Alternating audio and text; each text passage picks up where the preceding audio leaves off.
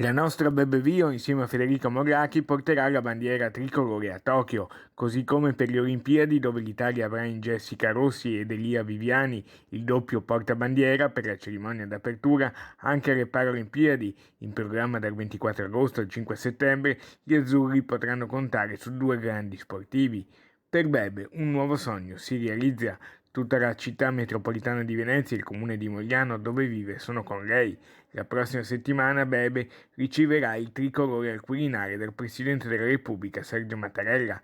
Il giornalista Claudio Arrigoni, uno dei massimi esperti del mondo paralimpico e grande conoscitore di Bebe, che sarà anche a Tokyo con la spedizione azzurra, commenta così ai nostri microfoni la decisione del Presidente del CIP Luca Pancalli. Fatta dal cuore e dalla testa, perché sono i due atleti che gli sono molto vicini dal punto di vista umano, personale, però questo naturalmente non può bastare.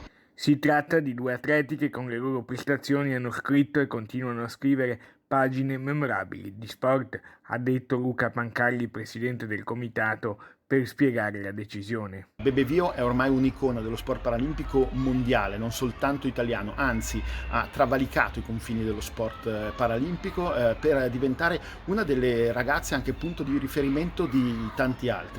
Bebe Vio, campionessa olimpica, mondiale ed europea in carica di fioretto individuale paralimpico, ha aggiunto: spero in questo modo di poter ispirare tante bambine e tanti bambini che vogliono cominciare un percorso nello sport paralimpico. A loro voglio dire, se hai una buona squadra e un sogno nel cassetto, puoi raggiungere qualsiasi obiettivo.